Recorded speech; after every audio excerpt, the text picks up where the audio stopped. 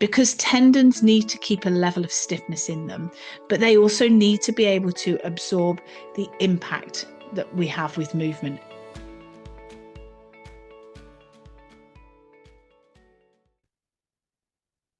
Hello and welcome back. Now, just before we get started, as always, if you're watching this on the Total Somatics YouTube channel, don't forget to like, share, subscribe, and press a notification bell. So that means whenever I release an episode, you'll get informed as quickly as possible. And also, if you haven't checked out my TEDx talk, you can find that on YouTube. So if you put in the search bar TEDx Heidi Hadley, you'll find my TEDx talk on the subject of pandiculation. So please give me a thumbs up, share it with anyone else you know it will resonate with, and do leave a comment below because I like to check those out as well. That'd be wonderful. Now, I just want to share with you this episode today, and it's going to lead on from what we discussed last time. So I was talking about pandiculation, and then I kind of went off and discussed a little bit more about muscles, stretching, tendons, that sort of thing. So I thought what I'm going to do in today's episode is just break that down in a little bit more detail so you've got a little bit more information to consider, because sometimes if we have a stretching background or we're very heavily involved with stretching, sometimes it's really good to just test the narrative that we have to see if this truly is an effective way to take care of our muscles and our overall biomechanics, which is how we move, how we operate. So there's this common misconception that stretching is going to be the one that's going to release muscle tension and it helps with reducing injury risks. Whereas in actual fact, it can have the opposite effect. And I want to share this with you. So although stretching can feel good, people go, oh, I love stretching, it's great. It has a lot of limitations, and we're going to explore why, and also why pandiculation is a much more efficient and superior approach to take if we really want to look after our muscular system. So many people believe that when you stretch, you're lengthening everything equally, but it's not actually the case, because what you're doing is you're elongating or you're lengthening the muscle. And as I mentioned before in the previous podcast, you lengthen the muscle, but you leave the tendons being really stiff and tight. And also what happens is when you lengthen that muscle, you affect the sarcomeres, which is the motor unit within the muscles, which means when they're stretched, it affects the power output of the muscles. So that's again where we can start getting a lot of issues with injury. And also we create a bit of an imbalance here because we're stretching muscle, and of course it's only a temporary change in length when we're stretching, but we stretch the muscle, but we make the tendons are still stiff and tight. So what happens is we have an imbalance in our movement, and it actually causes a lot of issues because we haven't addressed shock absorbency. There's so much focus on flexibility of muscles, but nobody considers about shock absorbency. That's very important when it comes to efficient movement, because if we have healthy shock absorbency, then we're going to have very good movement patterns with our muscles, and that means we know when to contract and when to relax. That's true variability and flexibility within your muscles, rather than sometimes what society says of holding a certain stretch or being able to do some big elaborate movement. I always encourage people to ask yourself that as you get older, what do you want to be able to do? It might sound a bit flippant when I say this, but do you want to wrap your legs around your head? You know, if that's the flexibility thought that people have, or do you want to be able to move with ease and grace and flexibility and resilience and variability, be able to lift something up without feeling like your back is about to go on you, and also allow all your other body systems and organs to work in harmony with your neuromuscular system? I know I'd prefer the latter, because we want to be able to move freely and have that strength and that variability and that resilience and flexibility within our muscles, within our nervous system, within our movement patterns. So you see, over time, if we've got these overstretched muscles but very tight tendons, it causes a lot of issues to our biomechanics or how we move. So let us just break down here muscle versus tendon. I want you to think of like an elastic band. Think of your muscles as like elastic in that action. So that's what they're doing. They're elastic. They have this elasticity. when they're working efficiently. Whereas tendons are tougher. They're made up of a lot of collagen, but they have to be like that because they're having to deal with the connection of the muscle to bone. So they have to have a stiffer, stronger architecture. But you see, there needs to be that balance. We need to have a little bit of give and a little bit of movement still in your tendons, because passive stretching may lengthen that muscle temporarily, but the tendons need a completely different approach that you won't get from stretching. They need to be able to stay supple, they need to be able to stay responsive.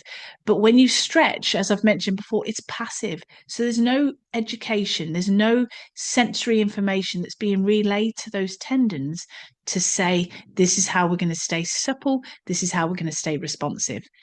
So this is where we're going to look at shock absorbency and injury risk or injury prevention, really, because tendons need to keep a level of stiffness in them, but they also need to be able to absorb the impact that we have with movement. So imagine, for instance, you've been stretching your muscles and then you all of a sudden decide to go running, or you start skipping, or you start jumping. If you haven't addressed specific techniques to improve the quality of your tendons to create that suppleness and that responsiveness, when you go to run, for instance, the force transfer will not have a bit of give in it. So as a result of that, it means it's going to increase injury like tears or tendinopathies or tendonitis or other strains that can occur. And when we don't have that little bit of give, that's when we start to find that not only does the tendon become painful, the muscle does, and then we have this full pattern of contraction and tightness throughout our entire body. So one area, say our Achilles, I'm just using that as an example, our Achilles, if that gets impacted, it starts to have a knock-on effect to our knee, our hip, our lower back, and through to our shoulders and neck. So you can see wherever we have an issue, we need to address that because it has a global effect. Everything else gets impacted. So if we consider the science here, because it's always important to consider the science, and as a scientist, or if anyone works in science, it's always good to keep challenging that status quo because things adapt. And the more that we learn about the body and the brain and the tissues and the fascia, we know it's really important to question things, but to keep moving with the science of what we're discovering about the human body. And sometimes we can get fixated on just staying with stretching because that's been the thing that everyone's done. So obviously that must be the right thing. Whereas when we look at what the sports science and the neuromuscular science and the pain science is showing, it's actually really important that we do that because that's when we stay up to date with our overall health and well-being. And it's really good for our mindset to ensure that we have a growth mindset and we continue to grow and evolve and adapt to what we're learning so that we can take care of our health and well-being in a much more sort of superior way than the old-fashioned belief systems we had. So the research shows that tendons have less blood supply and they adapt very differently to muscles. So what they rely on is a lot of load, a lot of movement, and they don't rely on passive pulling and stretching. So collagen fibers, they actually need dynamic, active engagement to remodel and to stay healthy. And what's really interesting is it can take between 7 and 14 months for fascia to remodel. So when people want a quick fix, that's not working intelligently or somatically or in an embodied manner.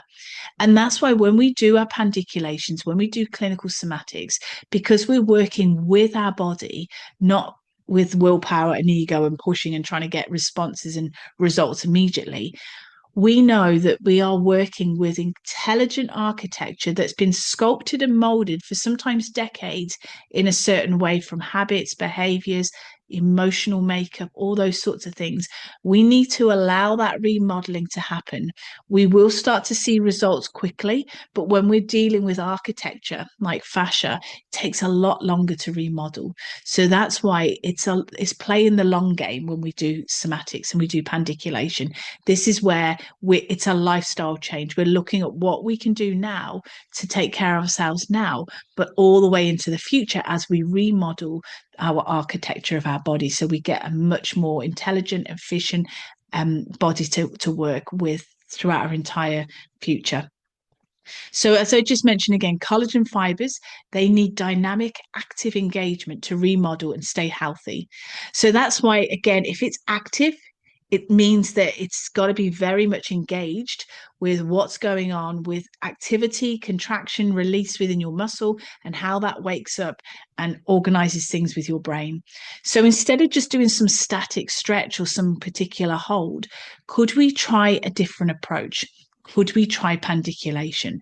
Because when we use pandiculation, we are contracting a muscle, we're lengthening and releasing the muscle, and then we rest and we allow for that integration where all that information floods to your brain, and then we repeat that again. You see, what we're doing is we're reawakening your brain's control over the tension and tightness that your muscle holds. And if you consider that, if you hold a pose for a while, you're loading up the tension, but then you're not allowing your brain to let go of that release. We're not working in a gentle, mindful way. So, again, consider that dynamic movements or controlled resistance, when we contract and then we slowly release that muscle, is how we start to change muscle and allow the muscle and allow the tendons, should I say, to adapt. So pandiculation is the most efficient way to enhance muscle and tendon architecture and repair because it has everything. And again, I'm going to say it again many, many times. That's why the animal kingdom pandiculates. They don't stretch because of that movement. Consider a cat. A cat is pandiculating all the time. They are so supple. And again, when you see them land, they land, don't they? And it's called dampening. So they land and there's this dampening. It's not a loud thud, it's a very soft thud. That's again because they're using this neuromyofascial behavior. So the nervous system, the muscles, the fascia, everything is coming together because they've prepared their body with pandiculation before movement. You look at how supple they are. They don't stretch, they pandiculate, and their nervous system feels relaxed and safe to be able to move in those various directions and movements. So again, consider this pandiculation. Maybe it's something you can start bringing in to what you're doing in your life. Pandiculation is something you can practice throughout your day. It can be used before and after exercise. Before exercise, it wakes up the brain to body connection. It releases tension and tightness. It increases your internal awareness to how you move, but it increases your external or proprioception to how you balance and how you move in space. So all of that is coming together with pandiculation. And at the end of your exercise, you could bring pandiculation in just to release the tense tight patterns that you've created from your activities. And that in itself is going to be a really, really precious way of taking care of your muscles, your joints, your tendons, everything, but doing it in a very efficient and an intelligent way. And so, in conclusion, I just want to share with you that, stretching, people do like stretching, and, some people might prefer to do that. But if we want to really, truly take care of our neuromuscular health and we want to understand our body mechanics fully, pandiculation is key to that. Because when we're working with our muscles, when we're working with our tendons, with our nervous system, with our bones, all of these, we want to look at ways that we can work in a gentle way. We want to reduce risks. We want to move with ease.